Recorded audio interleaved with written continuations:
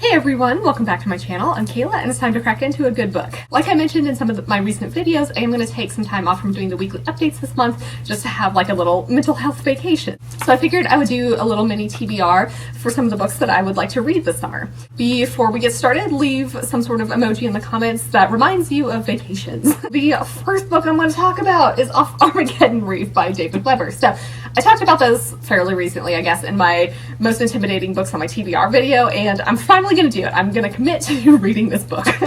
It makes me a little nervous looking at some of the Goodreads reviews. A lot of them are mixed, and this is like an 800-page book, but I'm going to try to do it. So this is, I think, a sci-fi book, but it seems like some of the reviews mentioned that it kind of has some fantasy thoughts later. My impression was that this was a retelling of King Arthur. I don't know if that's the case. Actually, you have this like human race who go to Safehold, and they like essentially prevent the reemergence of like science and math. So this alien race like doesn't track them down and annihilate them all. We've got this like cultural stagnation, and this is enforced by the all-powerful Church of God Awaiting. But one kingdom, who is aided by this cybernetic avatar that reinvents itself as this man named Merlin, risks committing the ultimate heresy, and basically that's all I know. So I think for me, wanting to pick this up, like I do want to read all the books that I listed in my most intimidating TBR video, and it seems like a good time to read this because otherwise I'm going to keep postponing it for forever. I don't know. I've had this on my TBR for years, and it just needs to move off of that TBR one way or another. Like hopefully I enjoy it, but we'll see. But basically what intrigues me here is that I have seen some mentions of sea battles, and I think for me in the summer I do like to read a lot of books that have some sort of ocean setting or piratey setting, which you'll see momentarily when I talk about some of the other books. But yeah, I am very intrigued by this. I have no idea what to expect. I've never read anything by this author before, but you know, like that'd be awesome if there were some King Arthur retelling elements. But we do have some like AI characters, and that's always something that I like, so hopefully it goes well. I really have no idea. So we're doing it. We're committing to reading this book in June. So then I have picked out a couple of thrillers, and the first one I'll talk about is The Last Time I Lied by Riley Sager. So this I want to read this summer because it takes place at a summer camp, and it seems like the appropriate time to read that. It's like 15 years ago, our summer camper Emma watched sleepily as her 3 cabin mates snuck out of their cabin in the dead of night. The last she and anyone saw of them was one of them closing the door behind her, hushing Emma with a finger pressed to her lips. So now Emma is a rising star in the New York City art scene, and so she turns her past into paintings, and they catch the attention of Francesca, who is the socialite and wealthy owner of this same camp. And she is basically trying to get Emma to come back to camp as a painting counselor. And so Emma's like, okay, I need some closure and so I can finally move on. But things are not right at this camp. So I guess Emma is suddenly plagued by a security camera pointed directly at her cabin. There's some mounting mistrust from Francesca, and most disturbing of all, there's some cryptic clues that one of the cabin mates apparently left behind about the camp's twisted origins. And history starts to repeat itself, and 3 more girls go missing, and so Emma must face threats from both man and nature to uncover all the secrets. So, you know, I've read a couple of Riley Sager books, yeah. I've read 2 Riley Sager books now, and I have enjoyed them, and it's definitely, like, I've been meaning to read this for a while, and I think, again, it is finally time because this summer setting. Like, I am very excited to read that this summer. I think it will also be nice to have some thrillers because it's just nice to like be able to read something pretty quickly. The next thriller I'll talk about is The Lion's Den by Katherine St. John. So I recently, I think, talked about the Siren by her that just came out, and this is another thriller, and I already own this, so I do want to read it first. So basically we have Belle, who likes to think that she's immune to the dizzying effects of fabulous wealth, but when her best friend invites her on this glamorous getaway to the Mediterranean aboard her billionaire boyfriend's yacht, she's like, okay, yeah.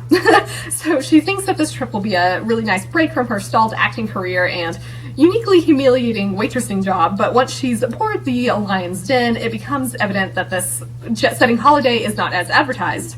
So basically, her dream vacation kind of devolves into a nightmare as she and the handful of other girls her friend invited are treated more like prisoners than guests by their controlling hosts, and in one moment, I think Belle sees her friend as this vicious gold digger who will stop at nothing to get what she wants. So basically she's just trying to make it off the yacht alive. So the main reason I want to read this summer is the setting on a boat. Like that just really reminds me of summer, like having anything to do with like boats or water. So that's definitely like the main reason why I want to read this. But also I think it seems like we're going to have this closed circle type vibe because we're all on this ship. Like there are limited opportunities, I think, to escape. I really have no idea what to expect with this. It seems like there are going to be a bunch of like rich people and schemes of some sort. You know, I think we're probably going to have some cattiness and drama and hopefully some like betrayals and exciting moments. I don't know if there's murder or not, but I definitely want to find out. So I think that this is going to be a fun book to read.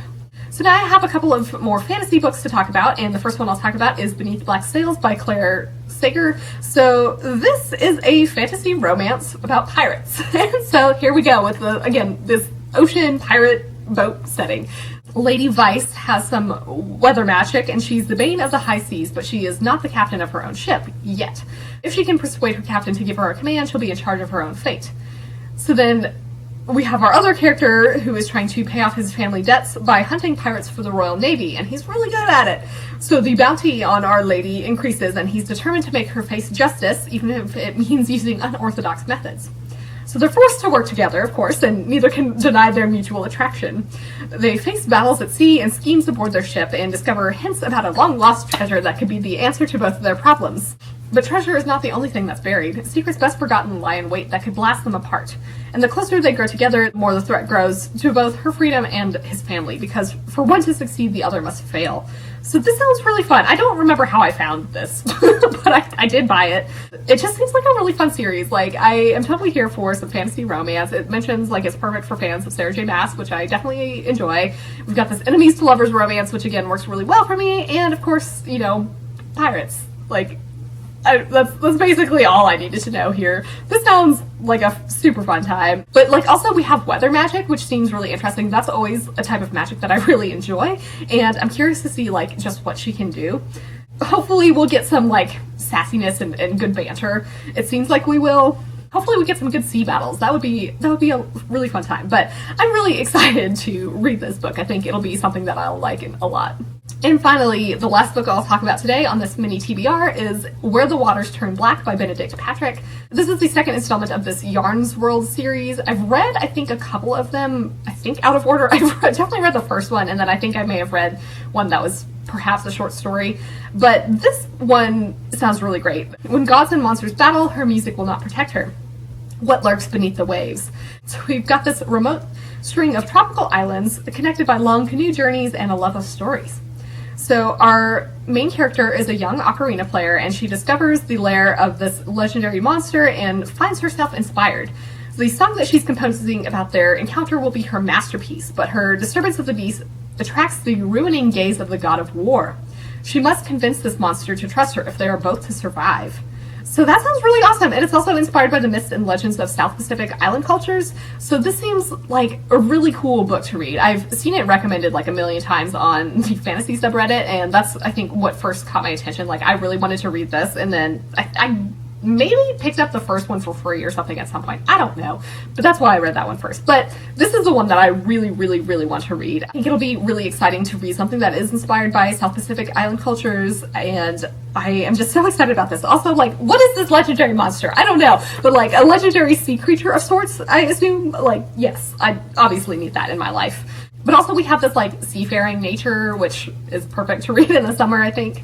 But there's also a lot of like folktales and that sort of quality, I think, to it. I'm also kind of curious to just see, like, we have like a human and this giant monster teaming up together, and so it's like, I don't know. I mean, I feel like that could be a very interesting dynamic to explore.